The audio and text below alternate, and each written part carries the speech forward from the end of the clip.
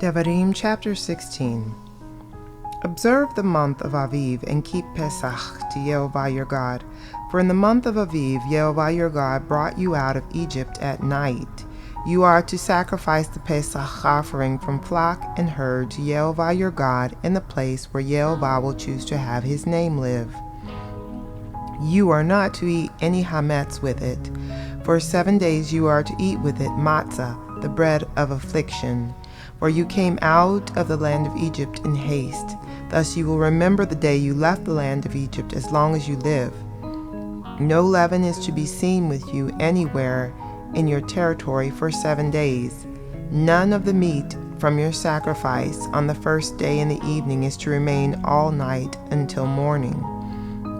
You may not sacrifice the Pesach offering in just any of the towns that Yehovah your God is giving you, but at the place where Yehovah your God will choose to have his name live.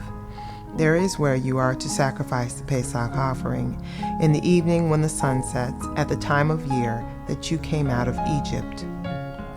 You are to roast it and eat it in the place Yehovah your God will choose. In the morning you will return and go to your tents. For 6 days you are to eat matzah. On the 7th day there is to be a festive assembly for Yehovah your God. Do not do any kind of work. You are to count 7 weeks. You are to begin counting 7 weeks from the time you first put your sickle to the standing grain. You are to observe the festival of Shavuot, weeks, for Yehovah your God with a voluntary offering, which you are to give in accordance with the degree to which Yehovah your God has prospered you. You are to rejoice in the presence of Yehovah your God. You, your sons and daughters, your male and female slaves, the Leviim living in your towns, and the foreigners, orphans and widows living among you, in the place where Yehovah your God will choose to have his name live. Remember that you were a slave in Egypt. Then you will keep and obey these laws. Maftir. You are to keep the festival of Sukkot for 7 days after you have gathered the produce of your threshing floor and winepress. Rejoice at your festival, you, your sons and daughters, your male and female slaves, the Leviim and the foreigners, orphans and widows living among you. 7 days you are to keep the festival for Yehovah your God, in the place Yehovah your God will choose, because Yehovah your God will bless you in all your crops and in all your work, so you are to be full of joy.